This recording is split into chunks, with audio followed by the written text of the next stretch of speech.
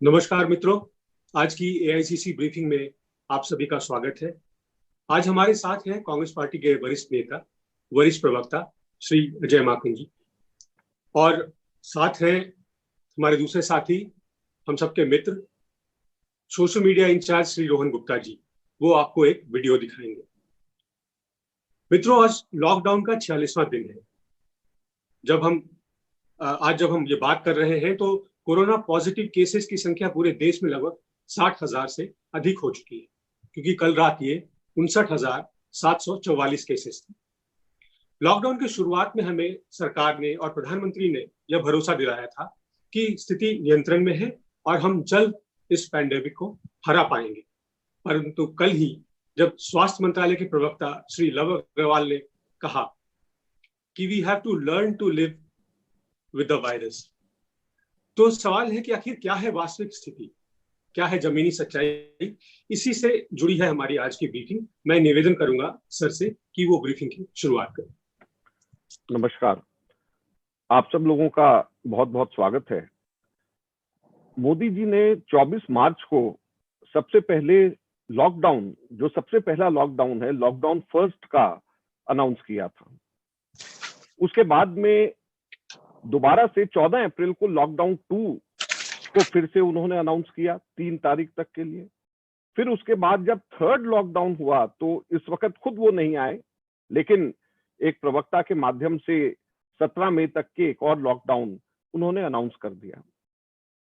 हमारा पूरा का पूरा देश, हम लोगों की कांग्रेस पार्टी भी, हम लोगों ने कहा कि जो देश के प्रधानमंत्री का निर्णय है, हम सबके सब लोग उसका पालन करेंगे और हम सबके सब लोग देश के अंदर यह कोरोना का जो युद्ध है, कोरोना से, उस युद्ध के अंदर हम सबके सब लोग इकट्ठे मिलकर के हिस्सा लेंगे। हम लोगों ने देखा है कि पूरी दुनिया में कोरोना से इस युद्ध को लड़ने में कई मुल्क सफल हुए हैं। कई मुल्कों ने बहुत जल्दी इसके ऊपर काबू पाया। और अगर हम लोग उन मुल्कों को देखें कि उसमें क्या सक्सेसफुल स्ट्रैटेजीज थी, तो सबसे महत्वपूर्ण, सबसे बड़ी स्ट्रैटेजी उन सब लोगों ने जो अपनाई थी, जो उन मुल्कों में थी, वो ये थी कि उन्हें पता था कि यह कब पीक करेगा, उन्हें पता था कितनी लंबी लड़ाई है, किस हिसाब से उसकी तैयारी करनी है। और यहाँ पर ऐसा लगता है आज लगभग 46-47 दिन हमारे लॉकडाउन के हो गए हैं, ऐसा लगता है कि किसी को भी कुछ नहीं पता है। हम लोग जो है कांग्रेस पार्टी की तरफ से प्रधानमंत्री जी से, भारत सरकार से पूछना चाहते हैं कि हम किसकी बात पर विश्वास करें, क्योंकि 24 मार्च को जब मोदी जी ने सबसे पहले लॉकडाउन का उद्घाटन किया था, तो मैं आपको याद दिलाना चाहता हूं, रोहन गुप्ता जी अभी वीडियो चलाएंगे, उन्होंने कहा था महाभारत का युद्ध 18 दिन में जीता था और मुझे सिर्फ 21 दिन चाहिए, और सिर्फ 21 दिन चाहिए, हम कोरोना को हरा देंगे। एग्जैक्ट शब्द प्रधानमंत्री जी के थे। और उसी दिन नीति आयोग के अंदर प्रधानमंत्री जी को जो इसके बारे में सलाह दे रहे हैं, इनके टास्क फोर्स को सलाह दे रहे हैं, डॉक्टर वीके पॉल, उसी दिन उन्होंने एक ग्राफ को, जो है अभी उसका भी वीडियो हम दिखाएंगे, उस ग्राफ को दिखाया था जिसमें उन्होंने कहा था 16 मई तक के हिंदुस्तान में 0 हो जाएगा। 16 मई के बाद में यहाँ पर हिंदुस्तान में कोई भी कोरोना के केसेस पॉजिटिव नहीं पाए जाएंगे। 2 दिन पहले डॉक्टर गुलेरिया ये कहते हैं कि अभी पीक तो जून जुलाई में आना है। डॉक्टर गुलेरिया जो एम्स के डायरेक्टर हैं, वो भी प्रधानमंत्री के टास्क फोर्स को अपना इनपुट देते हैं। तो अब हम डॉक्टर पॉल की बात को माने, जिन्होंने कहा था 16 मई को पीक हो जाएगा, या डॉक्टर गुलेरिया की बात माने? दोनों के दोनों प्रधानमंत्री जी को सलाह देते हैं, जिन्होंने कहा है कि पीक तो जून जुलाई में हो जाएगा। और उसके बाद कल लव अग्रवाल, जो कि ज्वाइंट सेक्रेटरी हैं मिनिस्ट्री के, वो कहते हैं कि पीक होगा ही नहीं। तो उन्होंने सारी बातों को खत्म कर दिया। उन्होंने कहा कि अब तो पीक होगा ही नहीं, हम लोग बगैर पीक के ही हम चले जाएंगे। और रोज के रोज केस बढ़ते जा रहे हैं, बढ़ते जा रहे हैं, बढ़ते जा रहे हैं। तो अब हम सरकार से पूछना चाहते हैं कि हम भारत सरकार के ज्वाइंट सेक्रेटरी लव अग्रवाल साहब की बात माने, जो कहते हैं पीक होगा ही नहीं, डॉक्टर गुलेरिया की बात माने, जो कहते हैं कि पीक जून जुलाई में जाकर के होगा, या डॉक्टर वीके पॉल की बात माने, जो कहते हैं, जिन्होंने कहा था कि 16 मई को पीक होगा, या मोदी जी आपके ऊपर हम भरोसा करें, जो आपने कहा था 24 मार्च को कि 21 दिन के बाद में हम कोरोना को हम हरा देंगे। महाभारत का युद्ध तो हम लोगों ने 18 दिन में जीत लिया था। तो आज हमारे देश में सबसे बड़ी दिक्कत यह है, इस असमंजस की स्थिति में जहां भारत सरकार को ही कंफ्यूजन है, भारत सरकार के सभी अधिकारी जो कि प्रधानमंत्री को एडवाइस करते हैं, अलग अलग स्टेटमेंट सबके आ रहे हैं, तो फिर हम किसकी बात पे विश्वास रखें? यह कम से कम आज की संकट की घड़ी में ये इतना खराब स्थिति है, क्योंकि जब सरकार को ही मालूम नहीं है कि क्या सच्चाई है, क्या वास्तविकता है, कितनी गंभीर समस्या है, कब ये खत्म होगी, कितना लंबा इसका इंतजार करना है, तो आप ये समझ सकते हैं, हम ये समझ सकते हैं कि हम लोगों में कैसे कॉन्फिडेंस आएगा कि सरकार अपनी तैयारियों के प्रति संवेदनशील है, सरकार अपनी तैयारियों के प्रति सीरियस है। मैं अब अनुरोध करूंगा अगर आप अपने रोहन गुप्ता जी से कि वो वीडियो को चलाएं, और मैं आपसे अनुरोध करूंगा डॉक्टर गुलेरिया ने जो पीक होने की बात कही है उसको जरा ध्यान से कहें, सुने, क्योंकि उन्होंने खुद अपने लिए नहीं कहा, उन्होंने कहा है कि ये डेटा ये कहता है, साइंटिफिक मॉडल्स ये कहते हैं कि पीक जून जुलाई को होगा। मैं रोहन गुप्ता जी से अनुरोध करूंगा कि रोहन जी इस वीडियो को सब लोगों के से साझा करें।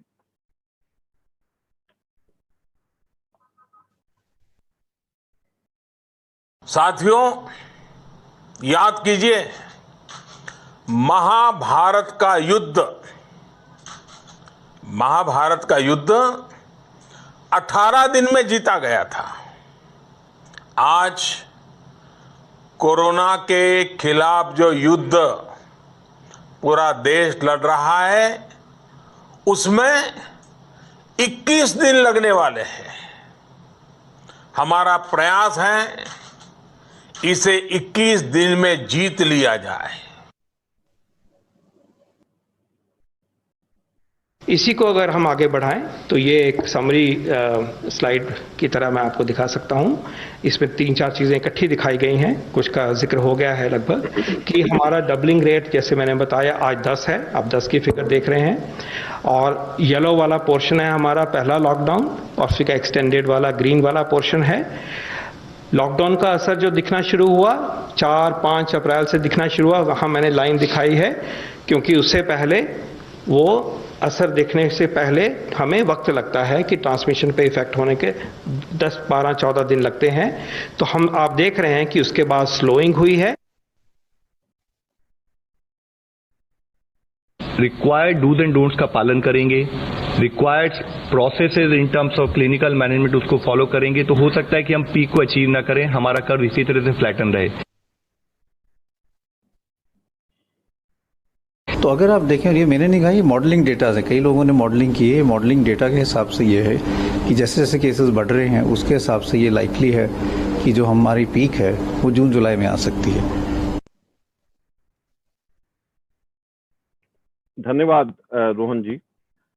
तो आपने ये देखा है कि किस प्रकार से ये डॉक्टर वीके पॉल सबसे पहले जो नीति आयोग के मेंबर हैं, प्रधानमंत्री के टास्क फोर्स को ये एडवाइस करते हैं। डॉक्टर गुलेरिया ये एम्स जो हमारे देश का प्रीमियर इंस्टीट्यूट है और खुद पल्मोनोलॉजिस्ट हैं, उन्होंने कहा कि मॉडलिंग के डेटा ये कहता है कि जून जुलाई में पीक होने वाला है। और लव अग्रवाल कल इन सबको खत्म करके कहते हैं कि कोई पीक ही नहीं कभी भी होगा अब हमारे देश के अंदर, अब हमारा ऐसे ही चलेगा, पीक ही नहीं होगा। तो ये बड़े दुख की बात है कि हमारे देश के अंदर जिन लोगों के हाथ में जो कर्णधार हैं, जिन लोगों के हाथ में सब लोगों की लगाम है, देश की लगाम है, उन्हें ही अगर इस चीज का आइडिया नहीं है कि यह डिजीज किस तरीके से आगे पैन आउट करेगा, तो फिर हम खुद अंदाजा कर सकते हैं कि उसकी तैयारी कैसी सरकार कर रही है, कि जब सरकार को इस चीज का अंदेशा ही नहीं, आइडिया ही नहीं है कि यह डिजीज कैसे आगे जाएगी। जैसे मैंने आपको कहा कि दुनिया के अंदर बहुत सारे, जर्मनी, साउथ कोरिया ऐसे सक्सेसफुल मुल्क हैं जिन लोगों ने काबू पा लिया क्योंकि उन्होंने इस चीज का अंदाजा किया था। और वो मुल्क, चाहे वो यूएसए के डोनाल्ड ट्रंप हो, चाहे यूके की गवर्नमेंट हो, जिन लोगों ने भी शुरू में अपनी मसलमैन वाली एक इमेज बनाने की जिनके हुक्मरानों ने कोशिश करी, जिन्होंने इस बात को सिरे से खारिज कर दिया कि यह तो कभी भी पीक नहीं करेगा, यह तो कभी भी बढ़ेगा नहीं, हम इसको हरा लेंगे, उन लोगों ने अपने देश का नुकसान कितना किया है ये आप लोगों ने देखा है। और हमारे देश के अंदर भी लगातार ये बढ़ता जा रहा है, तेजी से बढ़ रहा है। और बहुत सारे अनरिपोर्टेड हैं, बहुत सारे ऐसे रिपोर्ट्स हैं जो कि सही तरीके से रिपोर्ट नहीं किए जाते, चाहे डेथ रेट्स हैं, चाहे कॉन्ट्रैक्ट रेट्स हैं। तो आज हम लोग सरकार से पूछना चाहते हैं कि सरकार के इन सभी जितने भी एडवाइजर्स हैं, इनमें से हम किसकी बात को माने? आप हमारे को भारत सरकार बताए, हमारे को नरेंद्र मोदी साहब बताएं, ये हम सरकार से मांग करना चाहते हैं। अब कोई प्रश्न आप सब लोग अगर पूछना चाहें तो आप पूछ सकते हैं। धन्यवाद सर। मैं इनवाइट करूंगा एक एक करके, साथी लोग सवाल पूछना चाहते हैं।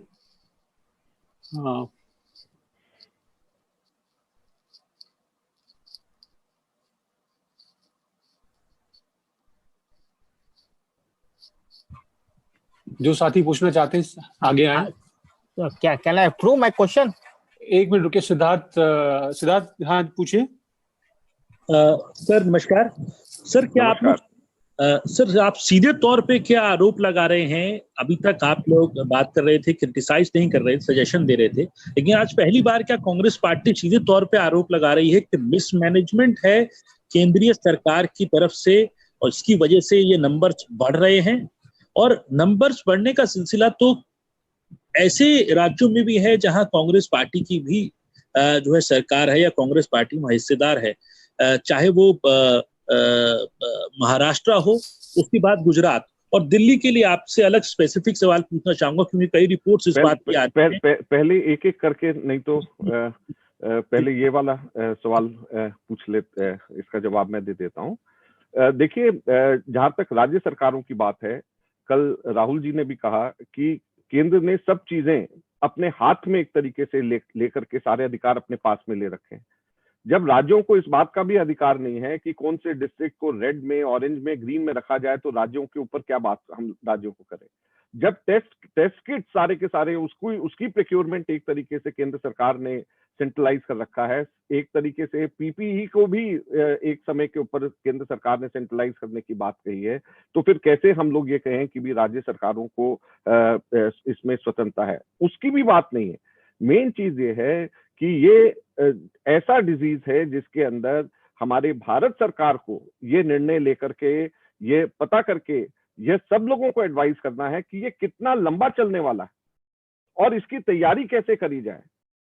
और पूरी की पूरी दुनिया के अंदर जो राष्ट्र हैं, जो मुल्क हैं, चाहे जैसे मैंने आपको अभी साउथ कोरिया का एग्जांपल दिया, जर्मनी का एग्जांपल दिया, उन सब लोगों ने सेंट्रलाइज लेवल के ऊपर कम से कम इस बात की तो उन लोगों ने मॉडल ड्रॉ करा कि कब ये पीक होगा, कितना लंबा चलेगा, एग्जैक्टली किस तरीके से, किस किस स्टेज के ऊपर हमको क्या क्या तैयारी करनी। हमारा भारत सरकार से सिर्फ इतना कहना है कि भारत सरकार को जब इस बात का पता ही नहीं है और इनके अपने खुद के अधिकारी जब अलग अलग बात को कह रहे हैं, तो हम किसकी बात को सही माने? हम कोई आरोप प्रत्यारोप नहीं कर रहे हैं, हम तो भारत सरकार से ये कह रहे हैं कि इनके खुद के नीति आयोग के एडवाइजर, जो प्रधानमंत्री के एडवाइजर हैं, उन्होंने 24 अप्रैल को कहा कि 16 मई को 0 हो जाएगा। डॉक्टर गुलेरिया अभी कहते हैं कि जून जुलाई में पीक होगा। जो इनके ज्वाइंट सेक्रेटरी मिनिस्ट्री के हैं वो कहते हैं, कल उन्होंने कहा कि कभी पीक ही नहीं होगा। तो हम लोग साधारण भारत के नागरिक होने के नाते हम पूछना चाहते हैं भी हम इनमें से किसकी बात को के ऊपर विश्वास करें? प्रधानमंत्री जी की बात पे कैसे विश्वास करें? उन्होंने तो 24 मार्च को ये कहा था कि 21 दिन में हम हरा ही देंगे इस बीमारी को। तो किसकी बात को हम विश्वास करें, ये हम लोग जानना चाहते हैं भारत सरकार से।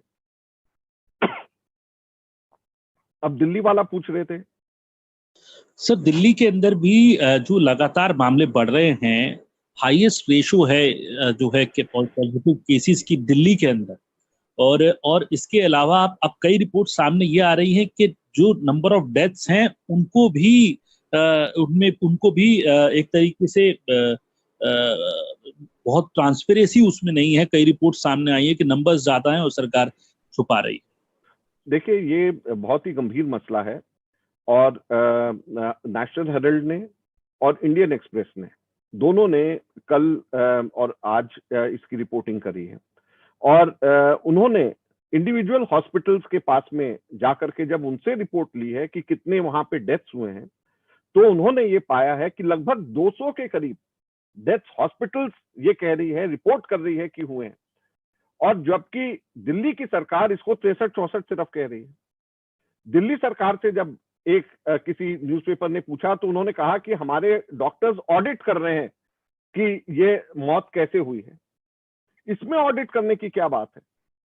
WHO ये कहता है कि जिसको भी, जो भी कोरोना वायरस से संक्रमित हुआ है, अगर उसकी मृत्यु होती है तो उसके बारे में उसको एक डेथ उसके अंदर डाल देना चाहिए।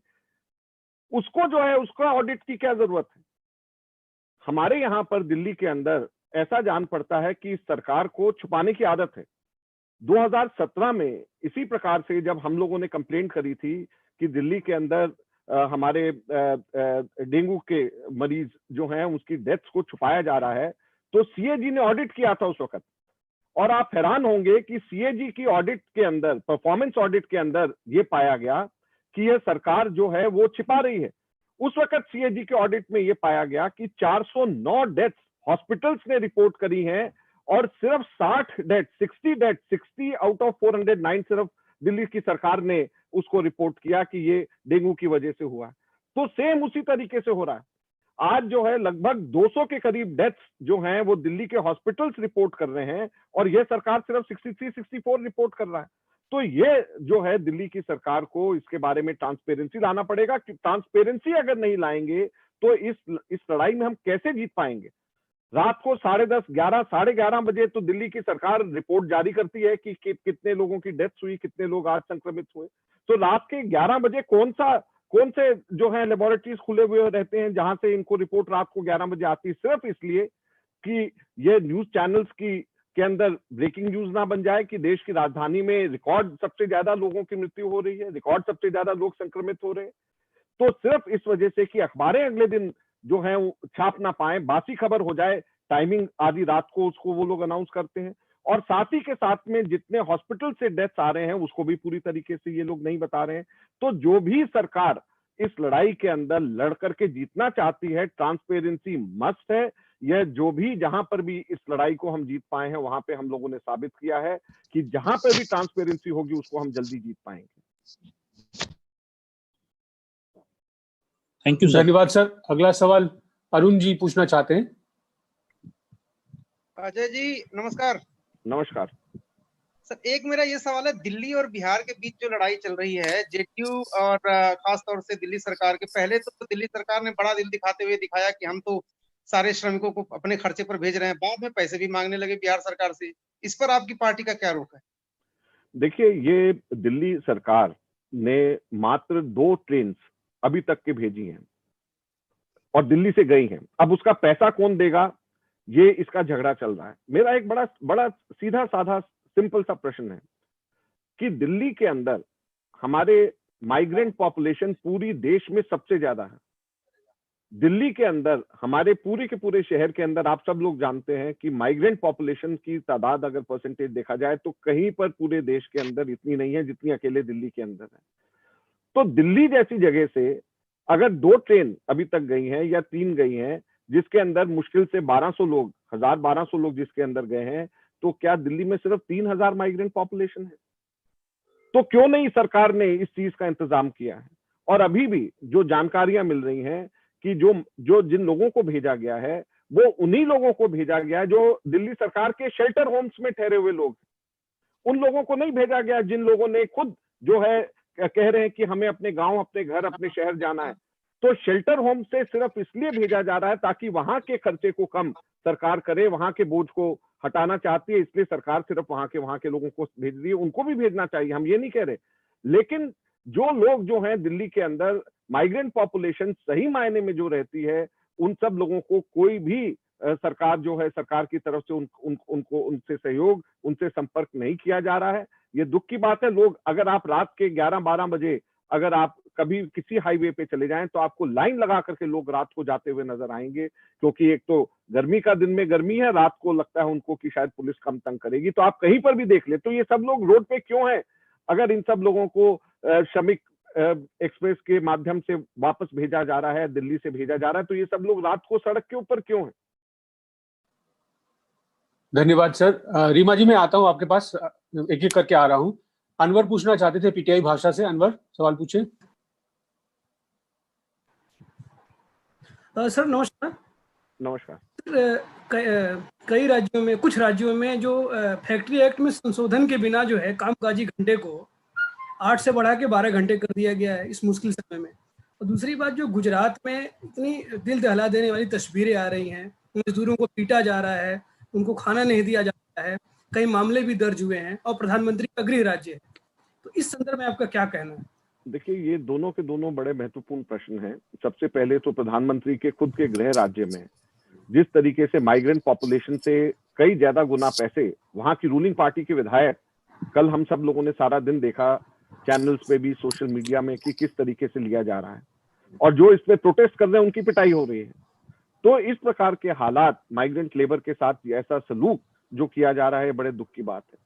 और ठीक उसकी दूसरी तरफ लेबर लॉज के अंदर परिवर्तन किया जा रहा है। कुछ लोग कह रहे हैं कि ये लेबर रिफॉर्म्स हैं। भैया, ये लेबर रिफॉर्म्स नहीं है, ये लेबर्स का, वर्किंग क्लास का गला घोटने वाले कार्य हो रहे हैं। और ये आज बड़ी हैरानी की बात यह है कि ये समय किस बात का है, ये सरकार इस बात को कैसे समझ रही है। हमारे देश के अंदर आज जरूरत इस बात की तो है ही है कि उद्योग हमारे अट्रैक्ट करके हम उद्योगों को लेकर आए, लेकिन उससे ज्यादा जरूरत इस बात की है कि लेबर को वापस अट्रैक्ट करके लेकर के आए। जो ये माइग्रेट करके जो लोग वापस, रिवर्स माइग्रेशन शुरू हो गई है, जो लेबर क्लास जो वापस शहरों से वापस अपने गृह प्रदेश, अपने गांव वापस जा रही है, उनको कैसे वापस लेकर के आए, ये सबसे बड़ी परेशानी है।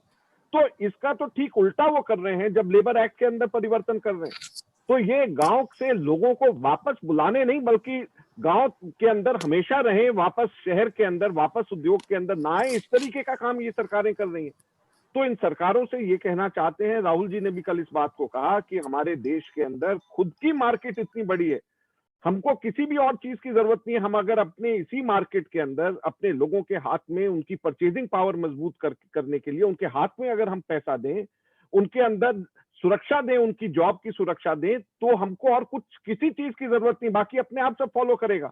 यहाँ पर ना तो हमारे गरीब लोगों के हाथ में पैसा दिया जा रहा है, ना गरीब लोगों के हाथ में उनकी जीविका की, आजीविका की सुरक्षा दी जा रही है।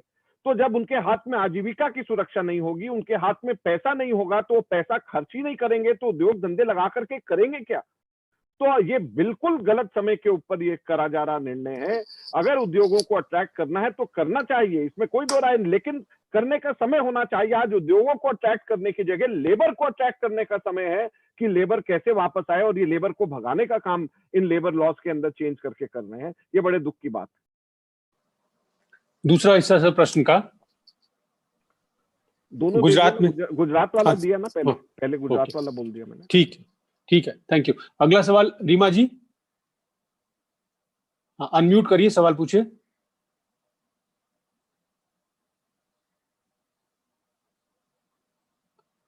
आवाज नहीं आ रही आपकी, कनेक्शन में दिक्कत है। संदीप स्वर्णकार वर्तमान से, आप पूछिए पहले।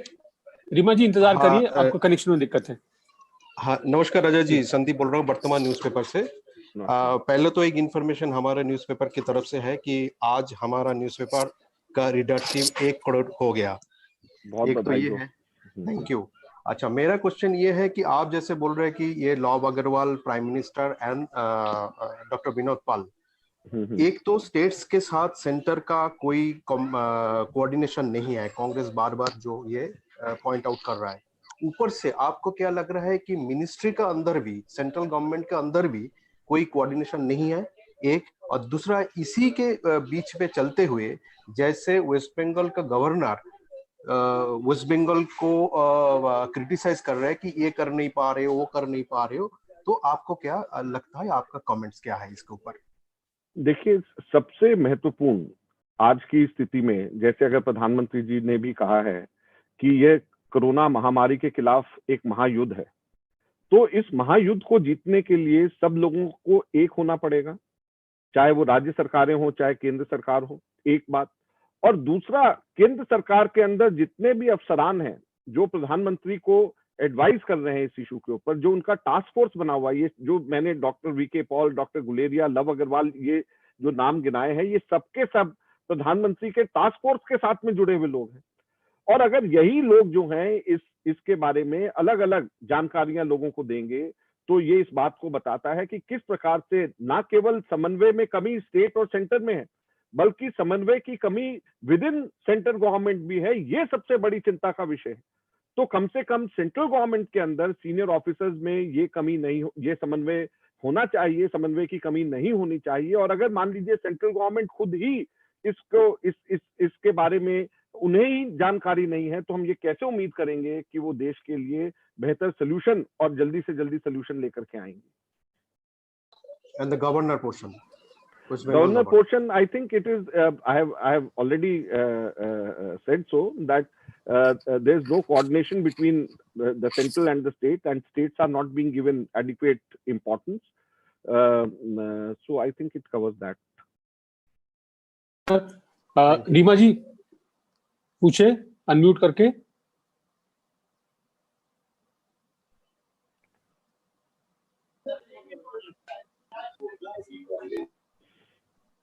सॉरी, आपकी आवाज नहीं आ रही है। आप चाहें तो एसएमएस कर दीजिए प्रश्न, हम पूछ लेंगे आपके बिहार पे। आपकी आवाज नहीं आ रही। अगला सवाल कोमल है, कोमल सुल्तानिया जी। हेलो, पूछिए। हाँ जी नमस्कार सर, मैं कोमल सुल्तानिया करंट रिव्यू से। सर मेरा 2 सवाल है। पहला, लॉकडाउन 3 में बिहार में जिस तरीके से छूट दिए गए हैं इलेक्ट्रॉनिक शॉप पर और भी तमाम जगह पर, और कपड़े दुकान, ज्वेलरी शॉप और रेडीमेड को अभी भी बंद किए हुए हैं, तो इस पर कांग्रेस पार्टी के क्या विचार हैं?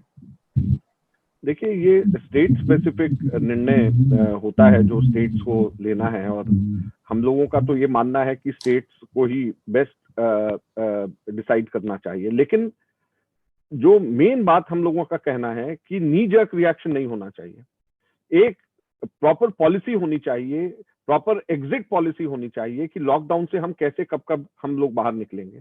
तो ऐसा जान पड़ता है कि कई सरकारें इसलिए निर्णय ले रही हैं कि उनको अपने खजाने भरने हैं। जैसे दिल्ली की सरकार ने पेट्रोल पंप में पेट्रोल में वैट की ड्यूटी को लगभग डीजल में डबल करके उन्होंने पेट्रोल पंप के साथ में उन्होंने शराब की दुकानों को भी खोल दिया उन्होंने, और उसमें भी जो है 70% महंगा कर दिया। तो ये नहीं होना चाहिए कि सरकार को अपनी खुद के खजाने भरने के लिए और जनता के हितों का ध्यान ना रखते हुए ये सब कदम उठाएं। सरकारें अगर ये निर्णय कहीं पर भी लेती हैं तो उनको सबसे पहला जो प्राइम कंसर्न है वो पब्लिक हेल्थ होना चाहिए। प्राइम कंसर्न होना चाहिए लोगों की जान की रक्षा करना, और अपने खजाने भरना वो सेकेंडरी होना चाहिए। लोगों की जान और लोगों की रोजगार की कैसे रक्षा कर सके, सरकार का सबसे पहले ये सोच होनी चाहिए। सर मेरा दूसरा सवाल है कि क्या पीक समय में केंद्र सरकार द्वारा लॉकडाउन रखना चाहिए या लॉकडाउन को हटा देना चाहिए?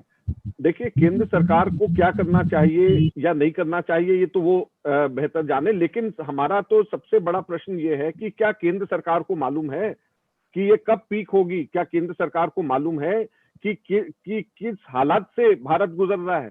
अगर केंद्र सरकार को ही इस बात का अंदेशा नहीं है तो फिर केंद्र सरकार कैसे लड़ रही है? केंद्र सरकार के अंदर इतने विरोधाभासी स्वर क्यों उभर करके सामने आ रहे हैं? जनता के बीच में केंद्र सरकार को कम से कम इस तरीके से सामने आना चाहिए कि सब लोग मिल करके जो है, सबकी सोच एक है, सब कम से कम वो लोग कंफ्यूजन हाईएस्ट लेवल पे नहीं है, और जबकि ठीक इसका उल्टा केंद्र सरकार की तरफ से इस वक्त हो रहा है। धन्यवाद सर। एक साथी सोमनाथ जी ने प्रतिदिन से एक सवाल भेजा है। सोमनाथ जी, क्या खुद पूछ सकते हैं सवाल वो? नमस्ते सर। हेलो। हाँ पूछिए। हाँ सर, जैसे कि हम लोगों को पता है कि मैं सोमनाथ संवाद प्रतिनिधि बंगाल से, जैसे कि सर हम लोगों को पता है कि यूपी प्रदेश कांग्रेस ने डीएम लोगों को खत लिख के वो लेबर लोगों का लिस्ट मांगा है। ऐसा क्या बंगाल से या दूसरे किसी राज्य से भी कोई स्टेप आप लोगों ने लिया है? नहीं, लिस्ट डीएम से मांगा है कि दूसरे राज्यों में कौन कौन से लोग हैं? मेरे को प्रश्न दोबारा से आप प्रणव जी क्या प्रश्न? हाँ। जैसे कि अमेठी और रायबरेली में हम मालूम पड़ा है कि यूपी प्रदेश कांग्रेस की तरफ से उन डीएम लोगों को लेटर दिया है कि डीएम पूरा लिस्ट भेजे ताकि कांग्रेस की तरफ से उन लोगों का टिकट का पैसा और बाकी चीजों का इंतजाम किया जा सके। तो ऐसा स्टेप क्या बंगाल से या दूसरे किसी स्टेट ने भी अब तक लिया है? नहीं, अभी संगठन है। संदीप कुछ कह रहे हैं? हाँ, फॉर काइंड इंफॉर्मेशन जस्ट कि अधीर रंजन चौधरी ने एक ऐप करके पूरा लिस्ट पूरा देश से जी ये मांग रहे हैं कि कहाँ बंगाल का लोग अटका हुआ है, जस्ट फॉर इंफॉर्मेशन। जी देखिए, अलग अलग जगह के ऊपर लोगों ने अपने पर्सनल लेवल के ऊपर ये सब काम किए हैं, लेकिन मैं सिर्फ एक चीज कहना चाहता हूं कि यह काम पार्टी संगठन से ज्यादा ये सरकारों का काम होता है, जिनका पूरे के पूरे देश भर में नेटवर्क होता है। तो ये राज्य सरकारों का काम और केंद्र सरकार का मुख्यतः ये काम होता है, जिसके अंदर ये सब चीजें करने की जरूरत है। और जहां तक के इंडिविजुअल लेवल के ऊपर हमारी पार्टी के वरिष्ठ कार्यकर्ता अलग अलग जगहों के ऊपर अपनी अपनी कॉन्स्टिट्यूएंसीज के अंदर अपनी अपनी स्टेट्स में सब लोग कर ही रहे हैं। और पर्सनल लेवल के ऊपर बहुत सारे कांग्रेस के कार्यकर्ता जिनको मैं जानता हूं बहुत सारे कर रहे हैं, हमारे लीडर्स बहुत सारे कर रहे हैं, जैसे अधीर रंजन जी का आपने कहा, बहुत सारे लीडर्स पर्सनल लेवल के ऊपर कर रहे हैं। और लेकिन ये सरकारों को करना चाहिए, अगर ये सरकारें करें तो इंडिविजुअल लेवल की जरूरत ही ना पड़े।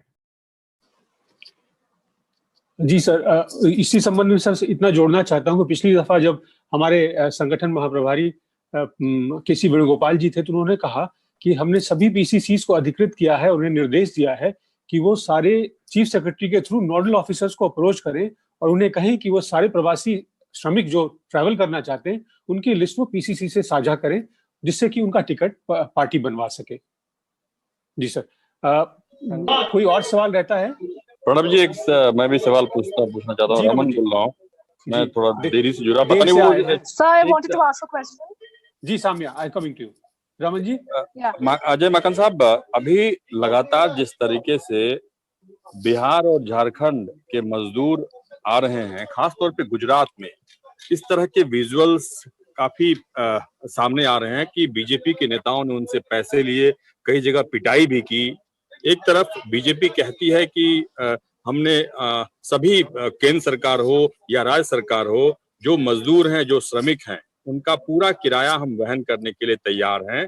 और जब सोनिया गांधी ने ये बात कही थी कि हमारी प्रदेश यूनिट सारा खर्चा उठाएगी अगर केंद्र सरकार उनका पैसा देने के लिए तैयार नहीं है, लेकिन जो विजुअल सामने आ रहे हैं गुजरात से खास तौर पर, उसे आप किस रूप में देखते हैं?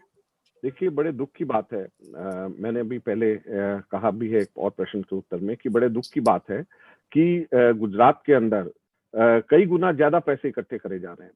और जो पैसे भी इकट्ठे कर रहे हैं वो अगर कोई कंप्लेंट करता है तो उसकी पिटाई करी जाती है। तो यह प्रधानमंत्री का गृह राज्य है, और अगर प्रधानमंत्री के गृह राज्य के अंदर अगर इस तरीके से उनकी नाक के नीचे हो रहा है, तो हम समझ सकते हैं कि बाकी और जगहों के ऊपर जहां जो अनरिपोर्टेड होगा वहां पर किस तरीके के हालात ये माइग्रेंट लेबर के साथ में हो रहा होगा। और अगर आप टोटल कुल श्रमिक एक्सप्रेसेस की संख्या भी देखें तो बहुत ही कम लोगों को पूरे देश भर में से ले जाया जा रहा है। अब जब हमारे जैसे दिल्ली के अंदर, हम लोग जानते हैं कि दिल्ली के कम से कम दिल्ली के अंदर 60% दिल्ली की आबादी हमारे माइग्रेंट पॉपुलेशन की है, तो अगर उसमें से बहुत छोटा सा भी अगर वापस जाना चाहती है तो कई सैकड़ों ट्रेन करनी पड़ेंगी दिल्ली से, जो अपने गृह राज्य में सबको लेकर के जाया जाए, और मात्र 2 या 3 ट्रेन सिर्फ दिल्ली से गई। तो उसी तरीके से दूसरी और राज्यों के अंदर भी कहीं पर भी इस प्रकार से कोई कंसर्टेड एफर्ट जो है भारत सरकार के मिनिस्ट्री ऑफ रेलवेज को सबसे पहले इसमें आगे बढ़ करके आगे आना चाहिए। और इसमें टिकट के पैसे की बात क्यों होनी चाहिए? रेलवे मिनिस्ट्री पैसा क्यों ले, चाहे राज्य सरकार से, चाहे एक राज्य सरकार या दूसरा राज्य सरकार या लेबर, किसी से भी वो पैसा क्यों लिया जाए? सीधे के सीधे गरीब मजदूर जिन्होंने देश को बनाने का जिनका काम है, राज्यों को के शहरों को बनाने का जिनका काम है, उन लोगों से किसी से भी पैसा क्यों लिया जाए? क्यों किसी राज्य सरकार से भी लिया जाए? आज हम अभी कोई प्रश्न पूछा था कि दिल्ली और बिहार झगड़ रही है कि कौन इसके पैसे देगा। मेरा इसमें उत्तर यह कि कोई दिल्ली या बिहार सरकार क्यों झगड़े आपस के अंदर? केंद्र सरकार, रेलवे, मिनिस्ट्री ऑफ रेलवे पैसे क्यों ले किसी से भी? क्यों नहीं इसको फ्री किया जाता है? क्यों वो कहती है कि दिल्ली सरकार दे, क्यों दिल्ली सरकार कहती है बिहार सरकार दे? क्यों आपस में झगड़ने और मजदूरों को भी कई जगह पे पैसा देना पड़ रहा है, ज्यादातर जगहों पे? तो क्यों ऐसी बात होती है? और इसलिए हो रही है क्योंकि मिनिस्ट्री ऑफ रेलवे पैसा चार्ज कर रही है और उसको चार्ज नहीं करना चाहिए। several videos coming out of various hospitals in Delhi that are definitely indicating a very sorry state of affairs, where we have seen that corpses have been lying next to several of these patients, their births, etc. And even the fact that there are several hospitals who do not have beds now to admit coronavirus patients who are positive. So, do you think that there is a need for the government of the day, both at the state and the central level, to look at the preparedness at the hospitals, as it do not look like it's up to mark as yet? Absolutely. Delhi is the national capital. And in Delhi, out of around 50,000 beds, hospital beds, which Delhi has, 10,000 beds belong both, 11,000 beds belong both to the central government and the state government. So both are equally responsible. If any patient, coronavirus patient, goes to a hospital and he's denied admission in the hospital, both the central government and the state governments are equally responsible. Delhi has 6 super specialty hospitals. We've got AIIMS, we've got Ram Manohar Lohia hospitals, and Delhi has a hugely large number of even Delhi government hospitals. So why, on one hand, we have such large number of, we have perhaps one of the bed population ratios in the country. So despite Delhi being the national capital, why is it that people, coronavirus infected patients, they are denied admissions in the hospitals? We have seen recently that the Delhi police constable was denied admission. So imagine if a police constable is not being granted admission in any government hospital, what would be the fate of a common citizen of Delhi? And on top of that, the Delhi government is not at all transparent. The number of deaths which are coming out from the hospitals, the hospital sources are saying that around 200 people have died because of corona, and Delhi government figures are just 63, 64. They are saying that they are still auditing the totals, all the deaths, and then they'll come to a conclusion whether the patient has died because of corona or not. The question is not whether the patient has died because of corona or not. The question is what WHO mandates is that they should tell whether a patient was suffering from corona or not when he died. So if a person was infected by corona, if a person was suffering from corona at the time he died, there is no need for any audit. What audit the Delhi government is doing? So the Delhi government and the central government, I hold both of them equally responsible, because Delhi being the national capital, having 6 super specialty hospitals directly run by the central government, and as I said, around 11,000, 12,000 each beds are being looked after by the central government and by the state government. And Delhi, it's a sorry state of affairs in the national capital. It's a matter of shame. Thank you, sir. I am taking you back to your suo moto. Rima ji has asked the question she sent in. Different advisors, she's talking about the video, different advisors of the government means government does not have a clear roadmap to deal with entire situation, starting from lockdown to labor. So Congress wish to offer some practical formulas to the government, she's asking. Well, first of all, the government and the advisors to the Prime Minister, scientific community who are advising the Prime Minister, they should tell exactly what is the gravity of the situation. When we are going to peak, if suppose Dr. Guleria, what he is saying that we will peak in June and July, then we should start preparing in a different manner.